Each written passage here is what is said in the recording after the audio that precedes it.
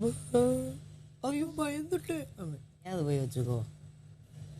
பார்க்கறதுக்கு ரொம்ப ஒரு மாதிரி வித்தியாசம் இல்லை. நண்பர்கள் அனைவருக்கும் வணக்கம். இப்போ லைவ்ல நடந்துட்டு இருக்க சில விஷயங்களை பத்தி தான் இந்த வீடியோல நம்ம பார்க்க போறோம். அதுக்கு முன்னாடி இந்த வீடியோக்கு ஒரு லைக்கை போடுங்க. ரெக்வஸ்டா தான் இந்த விஷயத்தை கேட்கிறேன். நீங்க லைக் போட்டீங்கன்னா இந்த வீடியோ பூஸ்ட் ஆகிறதுக்கு ஹெல்ப்ஃபுல்லா இருக்கும். ஸோ தயவு செஞ்சு வீடியோ பார்க்குறவங்க லைக் போடாம இருக்கீங்கன்னா ஒரு லைக்கை போட்டு கண்டினியூ பண்ணுங்க. இன்னும் நம்ம சேனலை சப்ஸ்கிரைப் பண்ணாம இருக்கீங்கன்னா சப்ஸ்கிரைப் பண்ணி வச்சுக்கோங்க. சின்ன சின்ன அப்டேட்ல இருந்து உடனே நம்ம சேனல்ல வீடியோவா வந்துடும். ஆக்சுவலா காலையிலேயே சாண்ட்ராவும் விஜே பார்வதியும் உட்காந்து பேசிட்டு இருக்காங்க. கனி வெளியே போனதுக்கு அப்புறம் நிறைய மாற்றம் இருக்கு. ஏன்னா கனி இருக்கும் போது வந்து விக்ரம் சபரி கிட்ட பேசவே முடியாது. கனி தான் பாலம், அதாவது தடுப்பா இருந்திருக்காங்க. இப்ப அவங்க கிட்ட சாதாரணமா பேச முடியுதுன்ற மாதிரிலாம் ரெண்டு பேர் பேசிட்டு இருக்காங்க. இதை தாண்டி கமருதீன் வந்து பண்ணிட்டு இருக்கான் பார்த்தீங்களா, அதை பற்றிலாம் பார்வதி சாண்ட்ரா கிட்ட சொல்லிட்டு இருக்காங்க. இது இப்போ முக்கியம் கிடையாதுங்க. இப்போ வரைக்கும் 3 டாஸ்க் தானே முடிஞ்சிருக்கு. அதாவது நேற்று எபிசோடோட முடிவில் வந்து 3 டாஸ்க் முடிஞ்ச மாதிரி தான் காமிச்சிருப்பாங்க. அதுபடி பார்த்தா சபரி விக்ரம் ஒரே பொசிஷனில் இருக்காங்கன்னு நினைக்கிறேன். அடுத்தடுத்த பொசிஷனில் எல்லாருமே இருப்பாங்க. கானா வினோத் கடைசி பொசிஷனில் இருப்பார். ஏன்னா கானா வினோத் கிட்ட நேற்று வரைக்கும் 8 பாயிண்ட் தான் மொத்தமே இருந்ததுல. ஆமாம், கடைசி பொசிஷனில் அவர் இருக்காரு. இப்போ 4வது டாஸ்க்கு 5வது டாஸ்க்கும் முடிஞ்சிருச்சு. அதாவது உள்ள முடிஞ்சிருச்சு. அப்படி முடிஞ்சது தான் இன்னைக்கு எபிசோட்ல வரப்போகுது. ஆனால் அதோட முடிவில் வந்து யார் யார் என்னென்ன பாயிண்ட் இருந்தாங்கன்றதெல்லாம் வந்துருச்சு. நான் அதை பற்றி தான் சொல்ல போகிறேன். நான் ஏற்கனவே சொல்லியிருந்தேன், அதாவது 90% சொல்கிறது கரெக்டாக தாங்க இருக்கும். ஏன்னா ட்விட்டரில் உறுதியாக பேசிகிட்டு இருக்காங்கன்னு சொன்னேன். நான் செகண்ட் டாஸ்கில் யார் ஜெயிக்க போகிறாங்கன்னு முன்கூட்டியே சொன்னேன். தேர்ட் டாஸ்கில் யார் ஜெயிக்க போகிறாங்கன்னு முன்கூட்டியே சொன்னேன். யார் யார் எவ்வளோ பாயிண்ட்னோ முன்கூட்டியே சொன்னேன். நம்ம பழைய வீடியோ பார்த்தீங்கன்னா உங்களுக்கு தெரியும். இப்பயே பொறுத்த வரைக்கும் 4வது டாஸ்கில் யார் ஜெயிச்சாங்க, 5வது டாஸ்கில் யார் ஜெயிச்சாங்கன்ற ரிசல்ட் வந்துருச்சுங்க. 4வது டாஸ்கை பொறுத்த வரைக்கும் சபரி தான் ஜெயிச்சிருக்காரு.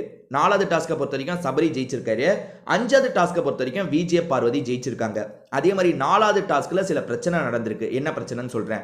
அது என்னன்னா, விக்ரம் வந்து ஏதோ அந்த கேம் மும்மரத்தில் வந்து சபரியோட பிரைவேட் பார்ட்டில் படுற மாதிரி இடிச்சிருக்காரு. அதாவது அவரோட விளையாடும் போது பிளான் பண்ணி பண்ணல, இடிச்சிருக்காரு. சபரி அதை ஸ்போர்ட்டிவா எடுத்துக்கிட்டாரு. சரி, ஒன்றும் பிரச்சனை இல்லை, நான் ஓகேன்னு எடுத்துக்கிட்டாரு. இதை தாண்டி விக்ரம்க்கும் திவ்யாக்கும் ஒரு மோதல் ஏற்பட்டதா சொல்றாங்க.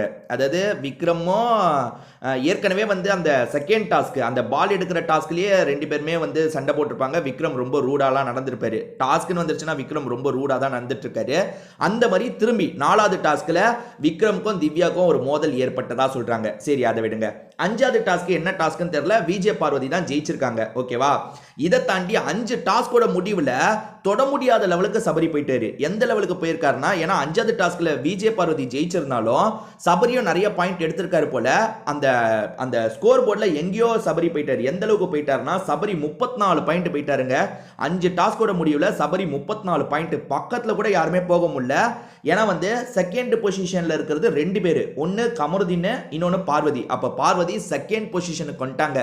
பார்வதி டாஸ்கே விளையாட மாட்டாங்க, வேஸ்ட் கீஸ்ட் நிறைய பேர் சொல்லிட்டு இருப்பீங்கல்ல. ஆனால் பார்வதி கமருதீன் செகண்ட் பொசிஷன்ல இருக்காங்க. ஃபர்ஸ்ட் பொசிஷன்ல கமருதீன் இருக்காரு. நான் சொல்றதெல்லாம் 5 டாஸ்கோட முடிவில். அதாவது சபரி வந்து 34 பாயிண்ட் இருக்காருன்னா, கமருதீனும் பார்வதியும் 29 பாயிண்ட்ல இருக்காங்க. 2 பேருமே 29 பாயிண்ட் வச்சிருக்காங்க. அதாவது வந்து பார்வதி எல்லா கேம்லயும் ஆவரேஜா பர்ஃபார்ம் பண்ணிட்டாங்க. எப்படின்னா ஒரு 4, 5 அப்படியே எடுத்துட்டு வந்ததுனால வந்து கொஞ்சம் பாயிண்ட் நிறைய வந்துருச்சு. சுபிக்ஷாவை பொறுத்த வரைக்கும் ஃபர்ஸ்ட் டாஸ்க்ல 9 பாயிண்ட் கஷ்டப்பட்டு எடுத்தாங்க. அது வந்து சாதாரண விஷயம் இல்லைங்க. 6 மணி நேரம் நின்று கஷ்டப்பட்டு எடுத்தாங்களா. ஆனால் அடுத்த 2 டாஸ்க்ல ஹெவியா சொதப்பிட்டாங்க. ஒரு பாயிண்ட் தான் எடுத்தாங்க. ஸோ 11 பாயிண்ட்ல இருந்தாங்க. சரி, ஓகே, விடுங்க. இப்போ 5 டாஸ்கோட முடிவில் யார் லீஸ்டா இருக்காங்கன்னு தெரிஞ்சுக்கணும்ல. ஃபர்ஸ்ட் 2 பொசிஷன் நம்ம பார்த்துட்டோம். ஃபர்ஸ்ட் 2 பொசிஷன்ல சபரி, கமருதீன், பார்வதி இருக்காங்க. ஈக்குவல்ன்றதுனால அவங்க 2 பேர் ஒண்ணா இருக்காங்கன்னு நான் சொல்றேன். ஓகே, அடுத்ததான் வந்து கடைசி பொசிஷன்ல யார் இருக்காங்கன்னா, கானா வினோத் தான் இருக்காரு. கானா வினோத் 5 டாஸ்க் முடிவில் 13 பாயிண்ட் தாங்க எடுத்திருக்காரு. கானா வினோத் டாஸ்க் பீஸ்ட் அப்படின்ற மாதிரிலாம் சொல்லுவாங்க. வெறித்தனமா விளையாடுவார்னு பார்த்தா 5 டாஸ்க்கு சேர்த்தே வெறும் 13 பாயிண்ட் தான் எடுத்திருக்காரு. பிரச்சனை என்னன்னா, இவர் பிசிக்கல் டாஸ்க்கு கூட விளையாடுவாருங்க. ஆனால் டெக்னிக்கல் டாஸ்க்கு விளையாட வர மாட்டேங்குது. ஏன் சொல்றேன்னா, 3வது டாஸ்க்ல பசில் பண்ணணும். அவர் சுத்தி அந்த வட்டத்தை சுத்தி எடுக்கிறது கூட எடுத்துட்டாரு. ஆனால் பசில் வந்து விஜே பார்வதி முடிச்சிட்டாங்க. அவங்க லேட்டாக தான் வந்தாங்க, ஆனால் முடிச்சிட்டாங்க. ஆனால் கானா வினோத்துக்கு அதை முடிக்க தெரியல, ஒரு மாதிரி குழம்பிட்டாரு. சரி, கடைசி பொசிஷன்ல இருக்கிறது கானா வினோத் வெறும் 13 தான் வச்சிருக்காரு 5 டாஸ்க் முடியல. அதே மாதிரி சுபிக்ஷா 22 தான் வச்சிருக்காங்க. சுபிக்ஷா ஏற்கனவே 11 இருந்தாங்கல்ல. அப்ப இந்த 2 டாஸ்கை சேர்த்து 11 எடுத்திருக்காங்க. 3 டாஸ்கை சேர்த்து 11 வச்சிருந்தவங்க 2 டாஸ்க்ல 11 எடுத்திருக்காங்க. இதுதாங்க நிலவரம். ஸோ கண்டிப்பா உங்களுக்கு இந்த வீடியோ பிடிச்சிருக்கோன்னு நினைக்கிறேன். திரும்பி வேற ஒரு வீடியோல நம்ம பார்க்கலாம். கருத்து ஏதாவது இருந்தா கமெண்ட்ல நீங்க சொல்லுங்க.